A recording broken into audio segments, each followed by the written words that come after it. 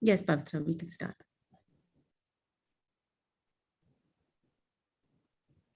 Um, Hi everyone. It's absolutely wonderful to be back doing a Sarmaya Salon, which is a format that I particularly enjoy. We did a whole bunch of these during the first lockdown, and then I just felt like, uh, uh, I felt that I would do one again when there was someone I really, really wanted to talk to. And when we were discussing our current immersive spotlight, which is on the Madras presidency, and we were talking about who we wanted to speak to, and Gaurav Ogale, who's our head of visual content, suggested Tishani Doshi. I begged to be allowed to be the one to be in conversation with her because, as most people know, Tishani, she's a writer and a dancer, but also I would say an outspoken flag bearer of many things, gender, politics, the arts. Uh, but I sense in all of that, closest to her heart is the city of Madras, Chennai as it is now. And Tichani, I've been a great admirer of your work. The first poem I really read was the one that you wrote about the tsunami, the day we went down to the sea. And I remember being so moved, uh, but also so connected because it really described so beautifully a world uh, that is familiar to me as well. Um, and that was really my first introduction to your work. I've had the privilege of seeing you perform um, as part of Chandralekha's as dance troupe, and then you, of course, after Chandra passed away, you did perform and take on the leadership of actually producing and performing her last production. So I know that you've done a whole bunch of things, and I'd like to start by asking you, if you were to describe yourself, um, are you writer? Are you dancer? Are you somewhere in between? Do you even describe yourself in any of those ways?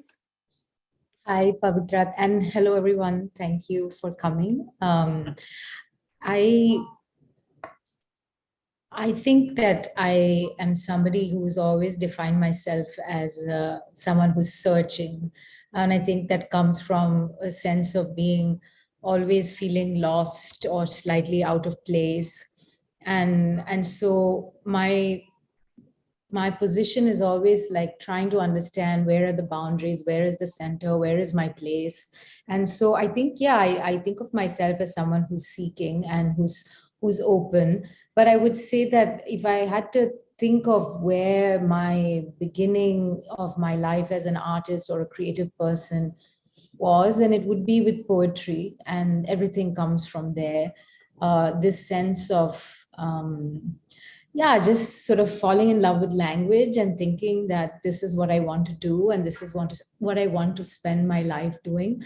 It was a very, very powerful moment for me. And, I was 19 or 20 in college, and I just changed the direction of my life. And then the direction of my life changed when I met Chandra and I became a dancer at 26. So I think that partly I'm somebody who likes to keep that sense of openness to say that maybe at other points of my life, other things will open and other roads will be explored. But I can't imagine, I suppose, not having these these this grounding of language, and now also the body as a dancer as the focus of my explorations. So they're the things that I care about most, and how we use language and body to negotiate some of those things that you talked about, politics, gender, all of that, but also as a way of expressing beauty and joy. So yeah, those are my touchstones. Yeah, I mean, it is quite amazing when you say it like that, because Tishani, I do think that the spoken word and expression, the sort of physical expression of our bodies and our spaces, those are really the boundaries within which we operate, as humans. And in some ways, that's how we define being alive. That's really what defines sort of life in so many ways. Um, and I guess writing has always been in English, and home has. Did you grow up in Chennai? Or I know that you're half Welsh and half Gujarati. So Yeah. did Chennai become your home? Yeah. So my paternal grandparents moved from Anjar in Kutch in Gujarat to Madras. And my grandfather was sort of 2 years old at the time. And it's yeah, I am a total outsider in that sense. I have no Tamil blood in me whatsoever, but I identify as a Madrasi in every way, more than the Guju and like Welsh side, which, do you know, I mean, I am part of those communities, but I suppose when you live in a city, there is something else that kind of seeps in terms of language, in terms of food, in terms of all those other things. So yeah, I think the family is from everywhere, from Gujarat, and then from my mother came from a small village in North Wales. My parents met in Canada, in Toronto. So yeah, I'm like from a family of outsiders who have migrated to Madras for whatever reason. One for economic reason, my grandfather, and my mother for reasons of the heart, for love, because she fell in love with my father. And so I think of Madras and as being this place where of great love, actually, because I think for me also in my life, it's been the city of the greatest love stories. I have great tenderness for the city. My oldest friends live there, my parents live there. I met Chandralekha there. I met my husband, who's Italian, in Madras. So I think like I've somehow met people, even though people always complain that you never meet anybody and the city is closed and this and that. I found great generosity and great love. So yeah, I think it's always been this thing of trying to find my space within a rather particular city, as you know, because you're also from there. So Yes, very much. And it's, I love that word. I love the fact that you use the word tenderness, because honestly, when I think of Madras as well, that's what I think of. I was born there, and were you born there as well? Were you born in Madras? And of course, I was born in Madras, as you probably were as well. And I'd love to ask you, how does the name change sit with you, when it went from being Madras to being Chennai? Because I mean, I use them now, and I find that when I'm talking about my childhood, I'm always talking about Madras. But now I do see Chennai. I see the city, and Chennai has a soul, which maybe isn't what Madras was. And I'd love to hear what you think and what you have to say. I think, yeah, it's when they changed the name, I would say, very resistant to it, because I am a poet and I am interested in language and I like the sonic effect of words. And for me, Madras has always evoked a certain feeling, and it evoked a certain sense of the city that I knew, which was a little bit sleepy and this by the sea, and this kind of not frenetic, crazy pace of Bombay, for instance, or Delhi. And it had this. Yeah, it's probably a romanticized idea of it. And then Chennai, when I began to use Chennai, probably not all the time. I still say Madras predominantly, but every once in a while it'll slip. And I think it's because I understood that the city has probably always been many things to many people, and depending on your experience of it. And so, in one way, Madras is sort of, for me, the sort of softer version of the city, and then Chennai is sort of the brasher version of the city. So it's sort of the city that's grappling with this modernity and the economy and trying to burst legs and arms and highways and desalination plants and power projects and IT corridors and all of that. Mhm. And at the same time, still having these little corners, like you get lost in Mylapore and you go into the little alleyways and suddenly you feel, oh, this is this is Madras. And so I think in some ways, depending on whether you're a Tamil speaker or an English speaker, the words that you use to call a city obviously are, your way into the city. So probably it's always been a city of many names. But for me, predominantly it was Madras, and now it's sort of grown into also holding Chennai, and understanding that it's possible for a city to exist on many layers and many levels and many time zones all at once.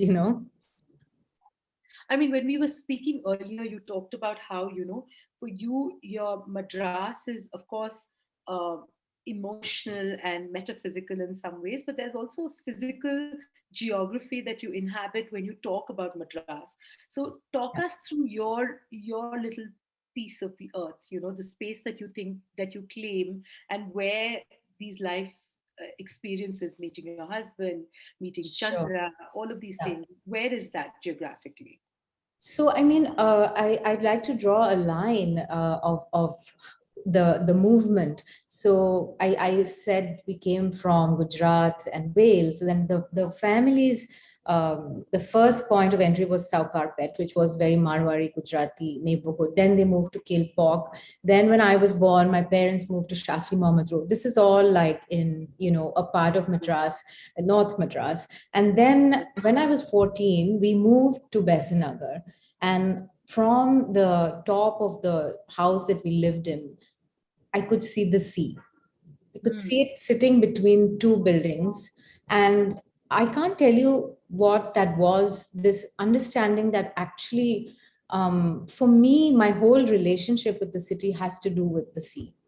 And having only moved Right. to the sea at as a teenager, suddenly it all made sense, and I thought, this is what the city is about. For me, this is what the city is about, is the Bay of Bengal. It's this coastline, and my patch of Madras would then, from then on, be very much Besant Nagar. So South Madras, that Theosophical Society where I walk every day, Chandra's house on Elliot's Beach where I went to the theater every day, Rukmani Road, which is in Kalakshetra Colony, where the Kalakshetra school is, and Right. this whole little network. And then I also went to school in Shishya, so which was nearby. So it was across the Adyar Bridge, and and and of course now I've left the city. I've moved out of the city of Madras, so I feel far away from all of that. But when I think of the city, it's still really, that's my patch, and it's always like this land that's connected to the coast, because for me that's always been the beauty of the city, is the fact that we have this wonderful coast. I mean, you reference the sea, you reference the coast so often in your writing. And would you go so far as to say that the sea is really a muse of some sort? That's sort of one of the constants that remains in your writing. It's a bit like a kind of breath, I think, that you have as a backdrop. Now I live right on the beach, and Mhm. it's terrifying in some ways, because we're also living in this age of climate change. And Right. there's been heavy rains in Chennai. We've had floods. We've had a tsunami. You mentioned the poem that I wrote. We have also come close to day zero, where the city has nearly run out of water. So, in some ways, and I was reading about how some of the old Tamil sangams, the sessions with the poets and the gods, from where all of our sangam poetry comes, those were destroyed by great floods. And so I think that the city's relationship with water is always been very pivotal. And in some ways, living by the sea reinforces that and reminds you that you are connected to a particular history and geography and landscape, out of which you're working. And that it's not just a muse in the sense of something that is inspiring in a positive way of enchantment, but also something quite terrifying, of something that is always reminding you of your mortality, reminding you of your smallness, reminding you of insignificance. And I think that the more, the sort of understanding of the absurdity of being alive at this moment, it's sort of like well represented by living in this by the sea, where on one hand it's extremely beautiful and awe-inspiring, and on the other hand you fear uh, Right. it's a temporary state, you know, because you don't know Yeah. about the future.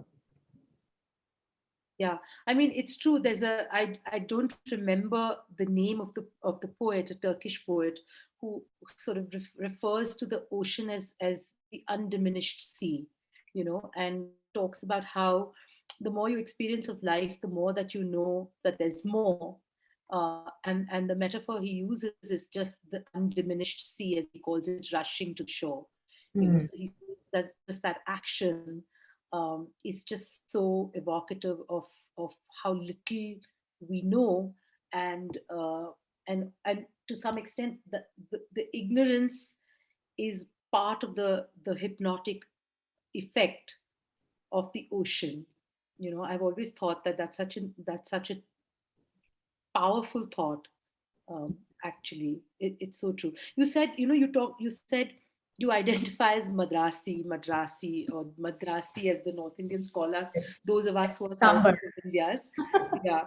But what is, let's talk about specifics. So what does it mean to be a Madrasi? Is it Woodlands Drive-In? Is it, you've described it as Shundal on the beach? What makes you a Madrasi? I think simply from the fact that I've spent from my 20s on leaving, like to study, you know, college, work. I've been going out and then coming back in. Right. And the only time where I ever experience a sense of feeling something close to any notion of home is when the flight is landing into the very messy Madras airport, and I feel like I'm going home. Then I come out of the aeroplane and there's this strange smell of something moldy and jasmine, and that's also home. Yeah. And then you go into the streets and there is this warm, humid air, and it's I can't it's just the sense of arriving, and sometimes when you're in it you forget and you feel far away from it, but every time I've landed there I have felt I'm home. And it's hard to say because, you know, it's also where my parents are, and so there's always this nucleus of going to them. But I do think that because I've never lived in any other place in India except Madras, Mhm. it is my home in India. I mean, I've lived, spent time in other parts in Kodaikanal and stuff, but it's like very Tamil Nadu Yeah. based, and Madras is the hub, you know. So I can't feel that way for any other city in the world. And there are places that have become home like for various reasons, because of people and because of time spent Mm. there, but nothing close to this feeling. And so I am always, as someone who's longing to feel this and understand the potency, I suppose, of this feeling of arriving home, it's very precious to me.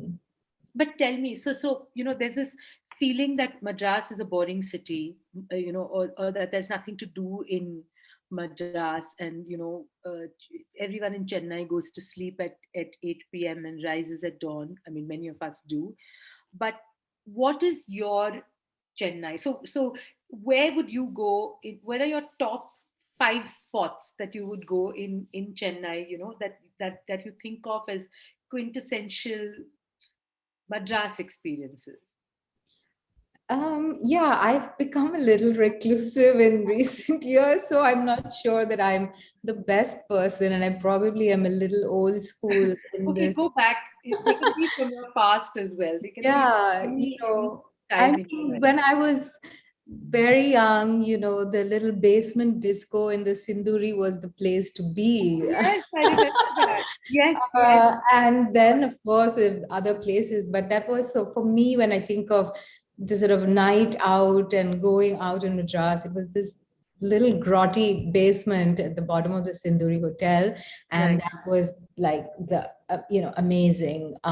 I still think like Mylapore and going to like walking around there, eating there and going to a concert there, just getting lost because I don't know it very well. That to me is also like an immediate sort of some kind of wormhole of a Madras that's always existing there.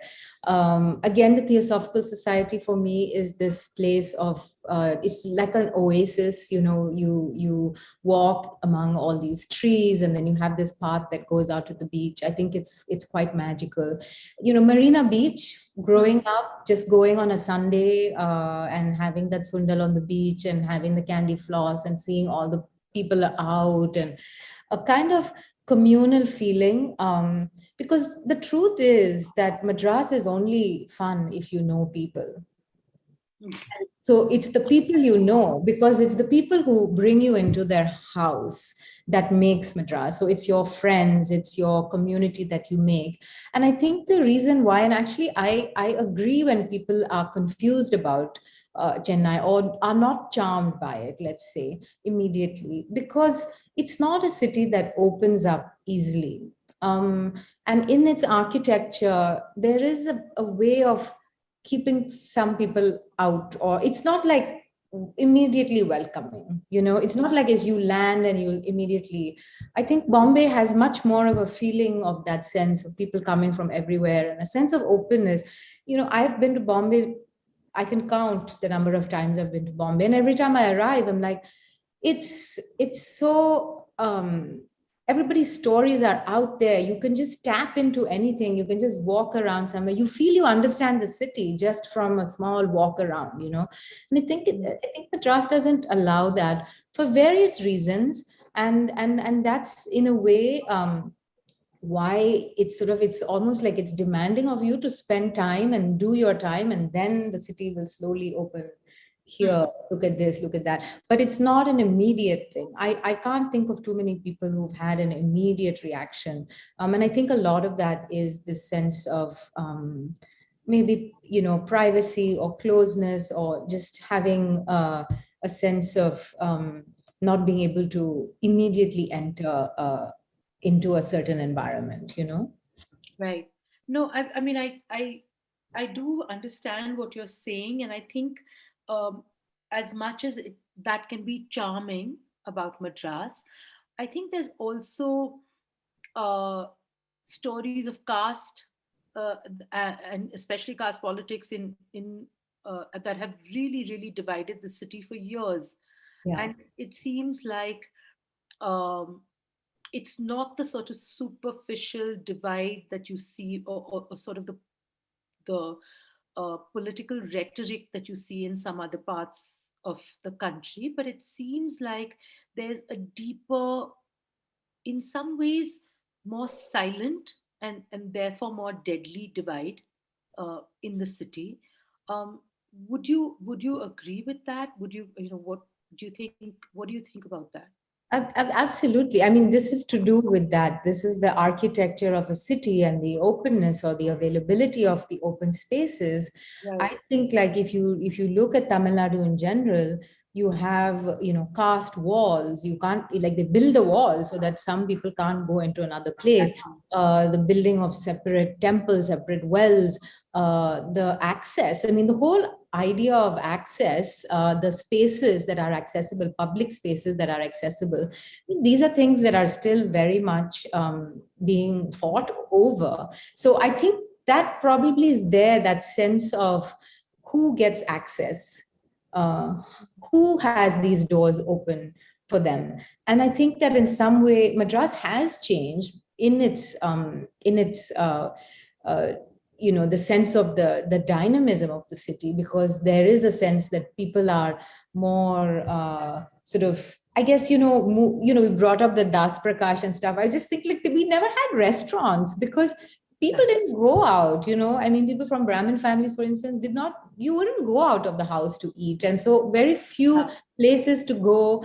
And this idea that the home food is, and now, there's everything. It's so, and there's also the companies and whether it's the Korean companies or the Japanese companies or, the call centers. So the whole fabric of the city has changed. And I think in a more interesting way, because it's sort of expanded to include more people from different parts of India. And but still, as somebody who identifies as this outsider, I was always reminded that I'm not from here.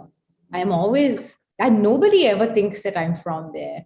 I'm always called a Vellakara, and that's it.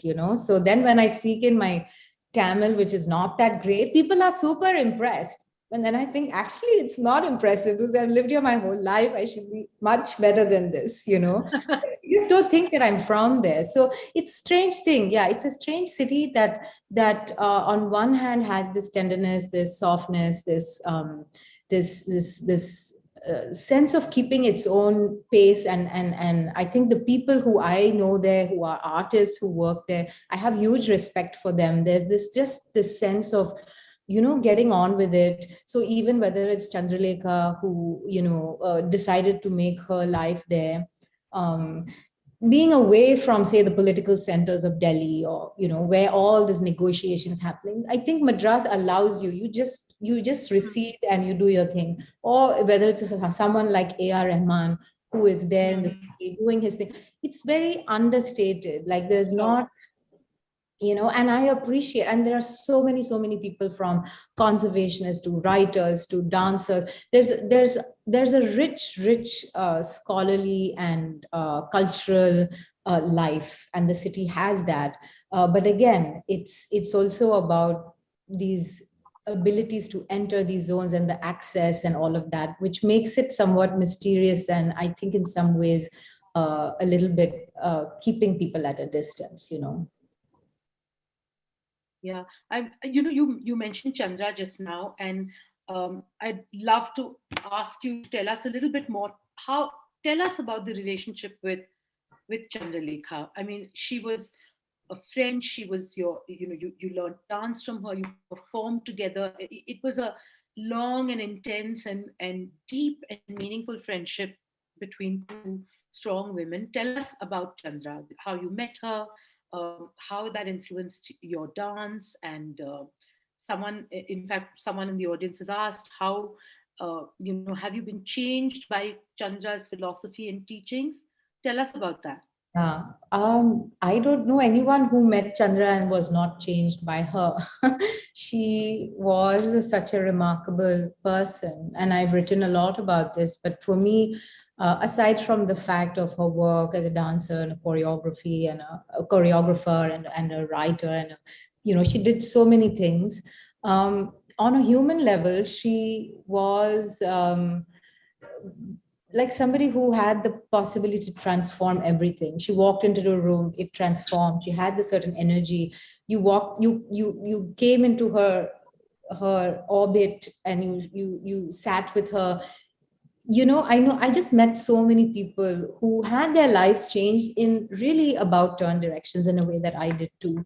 I met her because of poetry. How did you meet her? Yeah, I was asked to write a review for a magazine in Delhi seminar, and it was about her book of poems, Rainbow on the Roadside.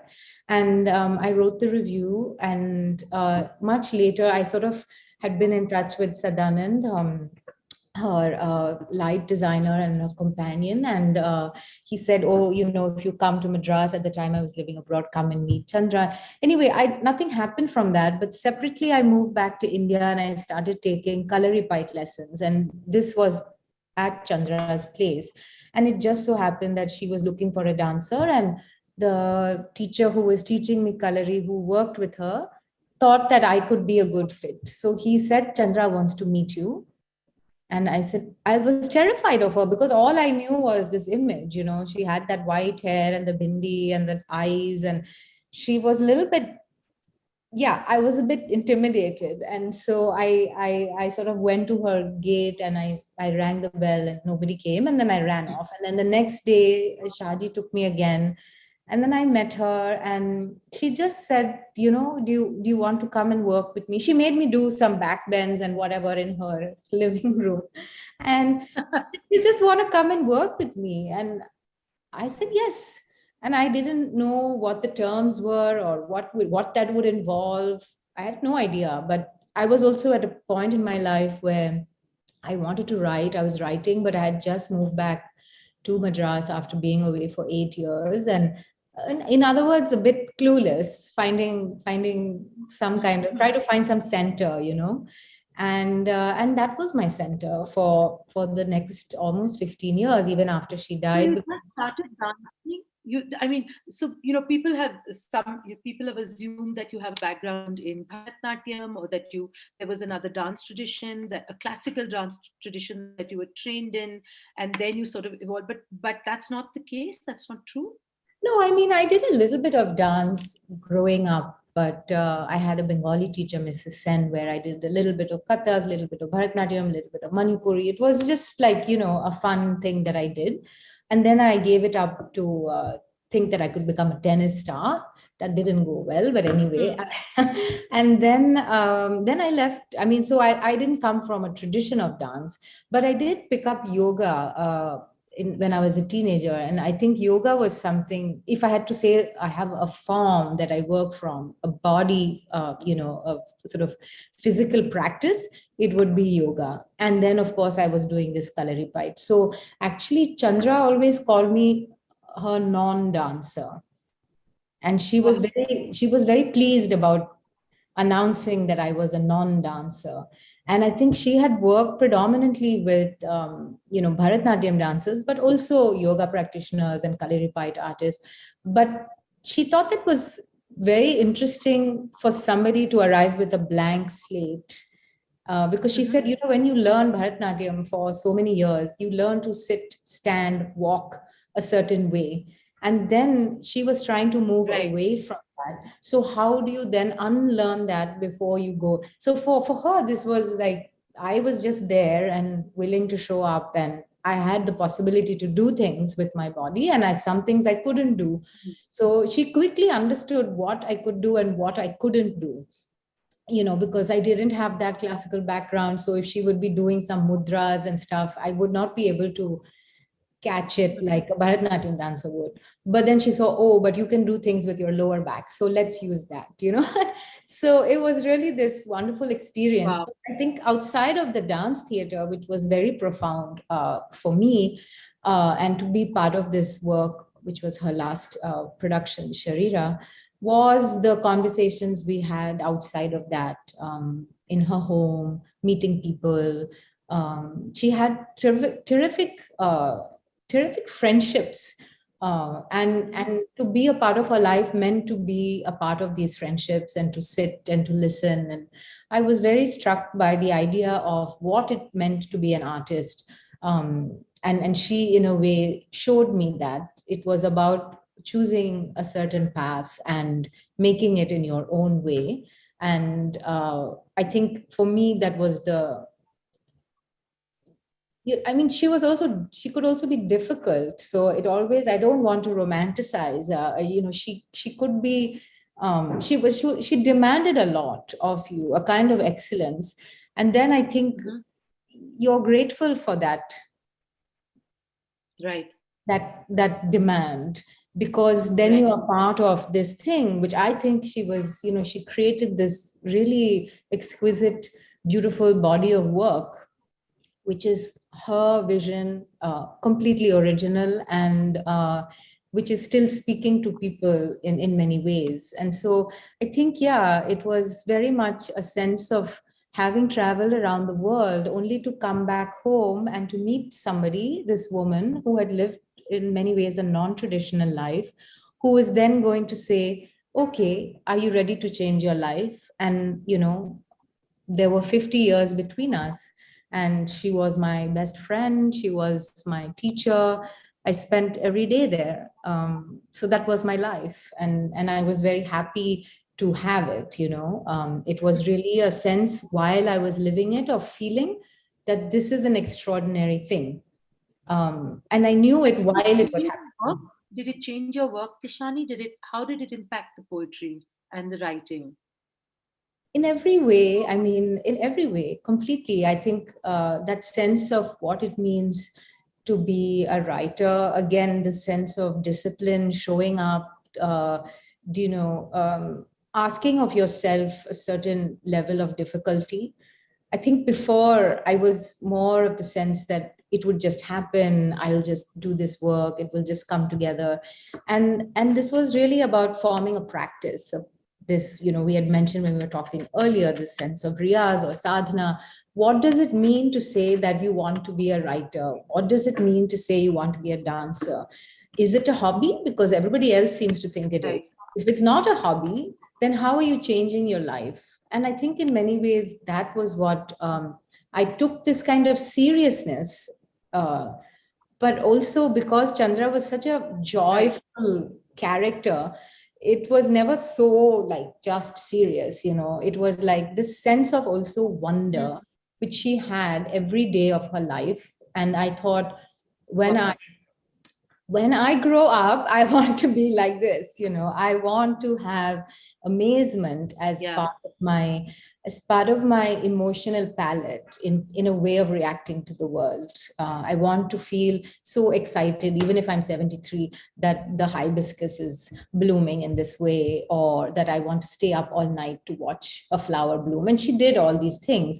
And I just think there's that basic sense of creating ritual in your Hmm. life, which feeds into practice, which makes you work, but then also gives you this measurement of how you relate to the world and how you find joy and how you deal with more difficult things, and how this really grounds you, and gives you this base. And then you feel that there's something very solid in that. And I think before that, I felt like a little dandelion puff. I was just like, I Hmm. was just like, I just needed that. And That so you that needed. was given to me. Yeah. Yeah. No. So let's talk about women in dance. There are some fabulous women dancers, especially to come out of Chennai. Alamel Valli and Alvika Sarukai, Leela Sampson. Chandra kind of chose a different language in a different way, and sort of did in a very sort of public way step away from the traditional practice of Bharatnatyam. And we've seen a lot of dancers. Anita Ratnam was also someone whose work I admire and love. Anita's also moved in a different direction and is doing so much more with her dance, expressing herself in different ways. But Chandra really sort of chose to explore ideas through the body. And sort of inherent in that, to me, that's always seemed to me a very feminist choice. Because I think as women, we're taught sort of to fear our own bodies, or to see our bodies as limitation. So all of the things that we try to achieve and all of the things that we try to do are in some ways in opposition to our bodies, and Chandra sort of, I feel, really fiercely reclaimed um, our physical sense of who we are as women, a woman's body.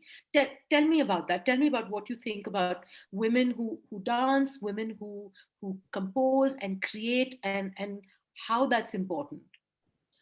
I think it's important to say that actually, one of the things about Madras is that it's a deeply traditional and conservative society.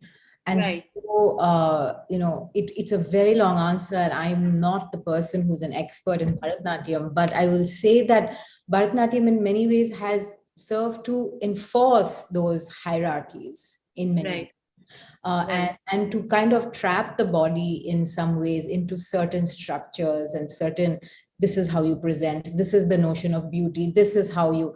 And I think I know for a fact that Chandra during her arangetram had this sense of split, because she was dancing about the gopikas in the river, and then there was a drought at the time. And she said, I want my art to reflect the life. So what is the point of dancing about, gopikas frolicking in the river when on the road there are cracks in the earth and empty pots, like there is no water. So what am I doing? This is nonsensical. And so she kind of moved away from dance, and she gave it a break for almost 14 years later. Even though she practiced by herself, she didn't perform publicly. And I think she did a lot of work with women's groups. She did work for Festival of India abroad. She worked with filmmakers and feminist groups. And I think when she came back to dance, she brought in this different energy, which was taking from Bharatanatyam what she loved, which was the geometry of the form, that she found a real power in the geometry of Bharatanatyam, but getting rid of the thing that she didn't like, what she called the cosmetic smiles, the dollification. So she just stripped it all down, So from what you would wear, what you would, even the abhinaya, the whole thing of Bharatanatyam, the emotive thing, she took it out. It was like just the body is going to express, and we're not going to use all these other things. And she used the stage differently. She brought men with beards on the stage. I mean, she really shocked her audiences in so many ways. And I think that, to me, what I find was really remarkable about her is that she changed her audience. She started with an audience in Madras that probably found it really shocking what she was doing. But over the years, she brought them along with her, and they began to understand what she's doing. So much so that even after she died, I would say that people got that work much better after she died. 10 years, 15 years later, we're still performing it, and people were getting it. And I thought, this is when we say someone is ahead of their time. That's what it means, because they are making their own time. I think great artists make their own time. They're not just reflecting it, they're really creating it. And she was doing that in, like I said, a pretty traditional conservative society that was judging not just her work but her lifestyle choices. And I think in that sense, women who dance, women who create, are always, I think, having to negotiate this sense of your personal life and what you do and your art, and speak for it or defend it, or and some way of being able to move away from that, and to just say, this is my art, and here, take it react to as it you in the will. way that you would react to someone else's, a man's work. And I think to kind of take away that element of Preciousness around a yeah, woman creating. yeah, yeah, Yeah. Yeah, absolutely. I think you do that. I mean, it's presumptuous for me to say that to the author, but I feel you do that with your writing too, don't you? You do present things without that little without that preciousness.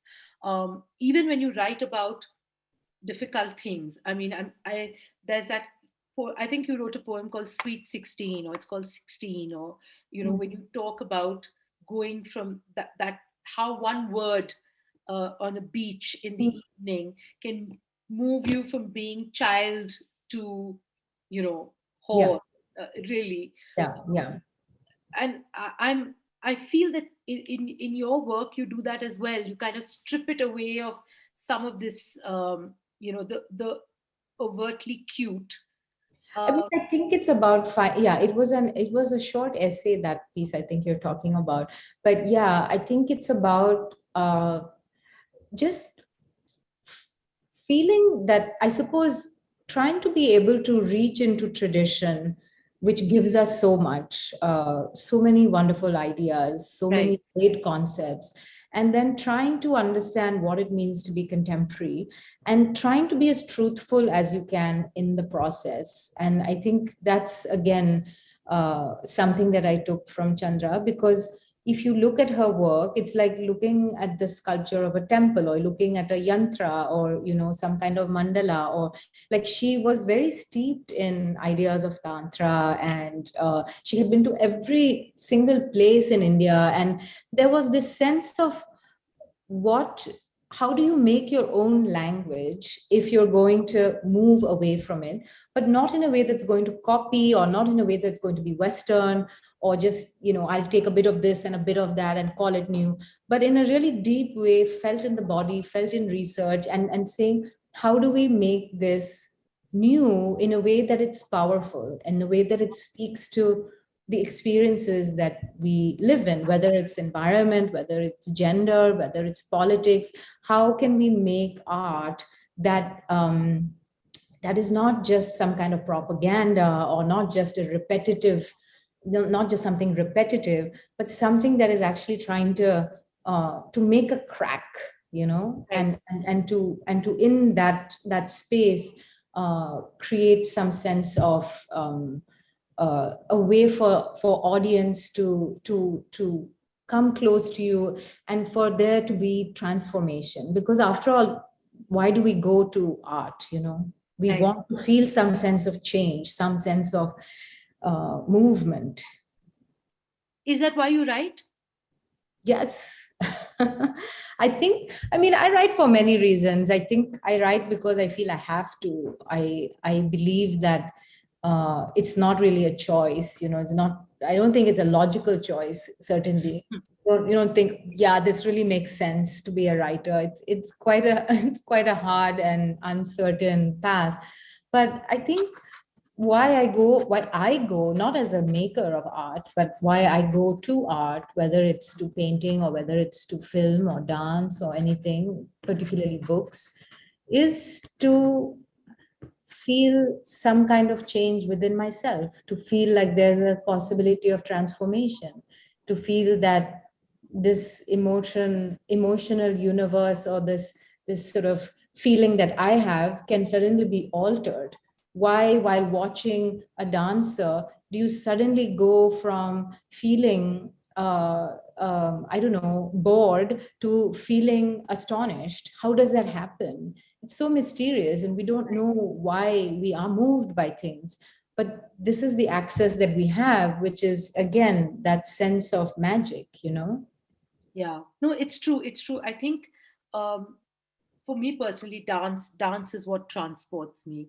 I find that when I'm watching, I think it's the combination of the physicality of the movement, and your fascination, my fascination with the body and what it can do, but also when you set it in that context that we do of music, of rhythm, of that the atmosphere that you create around that. Very often when I watch a dance performance and I go back, I find that I have 100 ideas in my head about other things. It's almost as though this, you're right, it is transformative, because it puts you in a space where you start to dream and explore and interpret all kinds of other things as well. I mean, and dance, and of course music, but for me personally, dance has always had, and books have always had that ability. Tell us about your latest book. Tell us about. So it's called A God at the Door, and it's a collection of poems.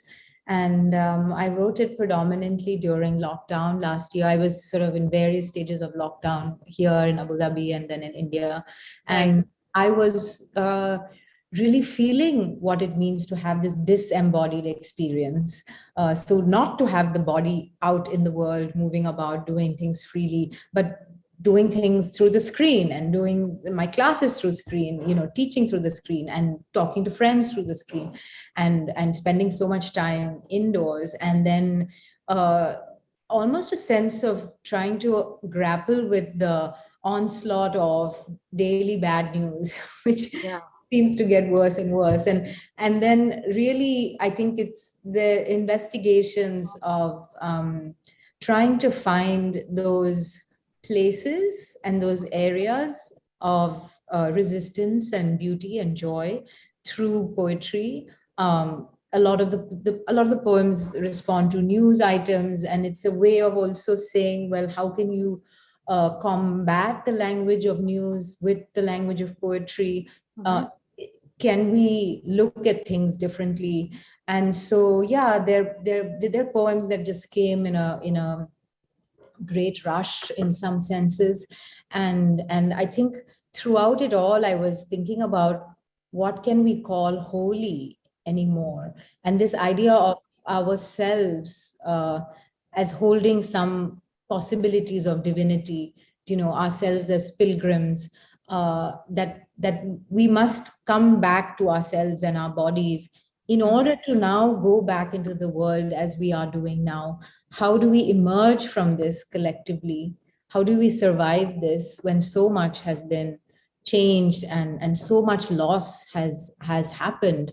How do we find those areas that can still give us hope? Because after all, without having that, life becomes, very difficult if you don't find those areas where you feel there is a possibility of some resistance or reclamation. So I'm really interested in how poetry, even while it's dealing with difficult issues, allows us to cope and to somehow change change the relationship with it through language. Mm-hmm. It sounds amazing. I can't wait to read it. I actually ordered it last week and I'm looking forward to reading it when I'm back in Bombay. I'm going to take a quick look at the questions to see if there are any questions that people have asked that I can ask you since we have a few minutes left. Um, Give me a second. So Paul says that there really were two sort of worlds in that he experienced in Madras, and he said, one was this world of culture, kacheris, vegetarian food, pursuing passions like dance and music and cricket. And there was another more contemporary world, which was the world of tech and industry and sort of global travel. And do you see a place where in the city where these two worlds meet and sort of interact with each other, or is we talked about it a little bit earlier, but I guess Paul's question is that um, do you see these sort of progressing on parallel tracks much as they have been, or are there spaces where they do sort of come together? That's such an interesting question. I mean, I'm sure that there are. I can't think that these things are like railway tracks that just never meet, that they're just going in some direction, and there is no chance to kind of cross. I would imagine that because of the difficulty of having these public spaces available. So the beach is obviously one, the great Right, public space in right, Madras. So whether it's the Elliott's Beach or the Tiruvallur Beach or the Marina Beach, I think the beach is the most. And so during the pandemic, it was closed. They didn't open the beaches until very recently. And I was right, thinking how much people would be suffering, because honestly, no matter if you're a techie or if you're a dancer or if you translate Tamil poetry or whatever you're doing, I feel that there are some spaces in the city that allow you to take a breather and to sort of step out of the city in some way. And those spaces for me, it is the coast, and it is the beach area. And I think there you get the real cross section of everybody in these places. mm-hmm. And I guess the mall in some way, maybe even.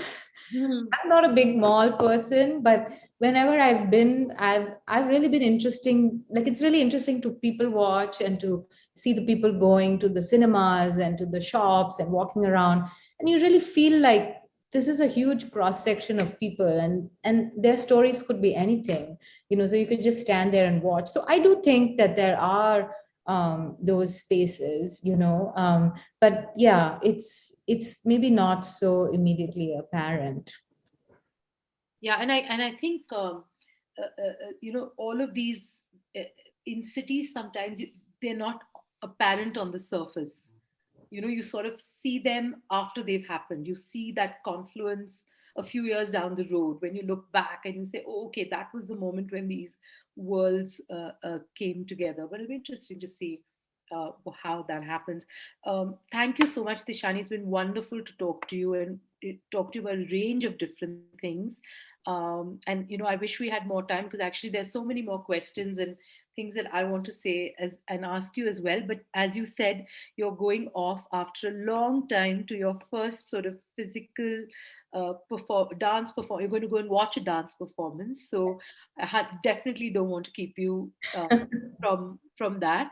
But before I let you go, I just want to announce the name. We have two winners every time we do a Sarmaya Salon or a Sarmaya talk. When we used to do them in a physical space, we always gave away sort of books to people who attended. So there are two lovely and very lucky winners of your book, God at the Door, and our winners are Prema Sitaram and Kavya Kalra. So congratulations, Prema and Kavya. And once again, thank you so much, Tishani, for taking the time to have this conversation with us. And I really hope that there'll be many, many more times in which your world and Sarmaya's world will intersect, and that we'll get to hear from you again and soon. Thanks, Pavitra, and thank you everyone at Sarmaya. It's been wonderful. Thank you. Thanks, Tishani. Bye. Bye. Bye.